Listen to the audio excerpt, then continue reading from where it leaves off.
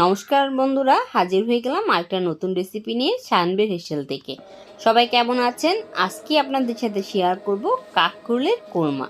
কথাটা একটু অন্যরকম লাগছে না? হ্যাঁ, পুরো রান্নাটা দেখতে হবে, তাহলেই বুঝতে পারবেন। খুব সহজে ইউনিক একটা রেসিপি আজকে আপনাদের সাথে শেয়ার করছি। এখানে আমি কাকরোলটা লম্বা করে কেটে নিয়েছি, সাথে একটা আলুও ব্যবহার করেছি। কাকরোলটা আমি পুরোটা ছুলে নিইনি, আঁচড়িয়ে নিয়েছি।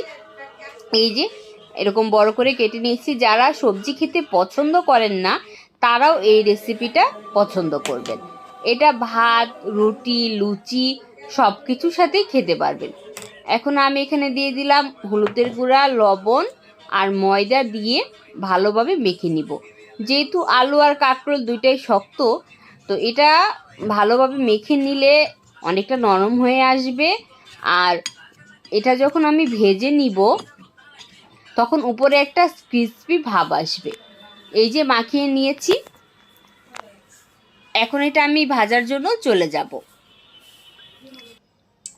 আমি কড়াইয়ে সাদা তেল গরম করে নিয়েছি। এখন এক এক করে কাঁকরোল আর আলুগুলো আমি ভেজে নিব।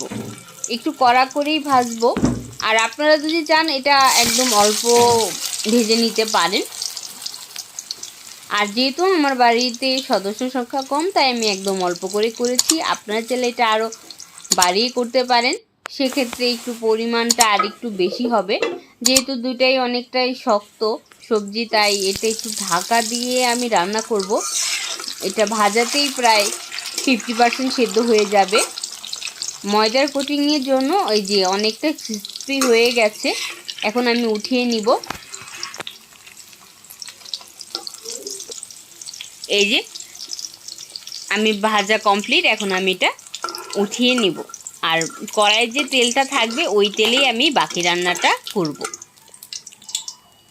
এটা আপনার বাসায় ছোট বড় সবারই খুব পছন্দ হবে।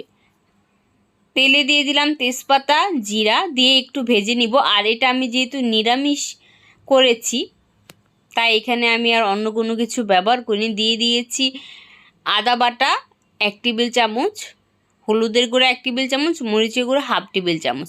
এখানে আমি গুঁড়ো মশলাটা পেস্ট না করেই ব্যবহার করেছি, কেন সেটাও বলছি।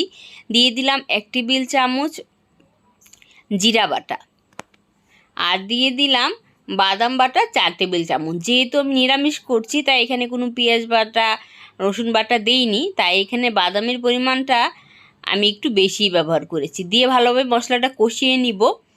অনেক সময় কম থাকে, ঝটপট রান্না করতে হয়, তখন আপনারা মশলার পেস্ট তৈরি না করে এভাবেও দিয়েও কিন্তু রান্না করতে পারেন।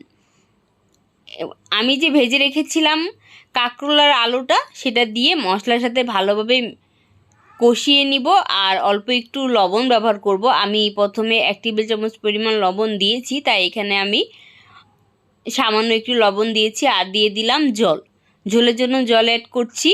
যদি এটা আপনারা একটু পাতলা করে খেতে চান তাহলে জলের পরিমাণটা আর একটু বেশি ব্যবহার করবেন। আর যদি ঘন করেন তাহলে 2 কাপ পরিমাণে দিলেই হবে। যেহেতু কাঁকরোল আর আলুটা ভাজাতেই অনেকটা সেদ্ধ হয়ে গেছে।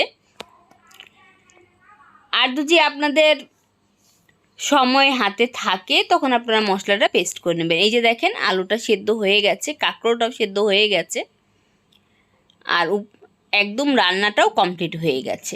আপনারা চাইলে এখানে একটু ঘিও ব্যবহার করতে পারেন।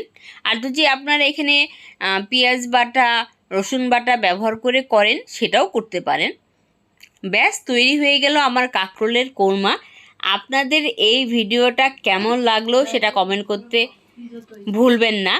আর আমার চ্যানেলটা অবশ্যই সাবস্ক্রাইব করবেন, তাহলে নিত্য নতুন ভিডিও দেখতে পারবেন। আপনাদের জন্য নিত্য নতুন ভিডিও নিয়ে আমি সবসময় হাজির হই। আর খুব সহজে কিভাবে রান্না করা যায় সেই রেসিপিগুলোই আপনাদের সাথে শেয়ার করি। সবাই অনেক ভালো থাকবেন।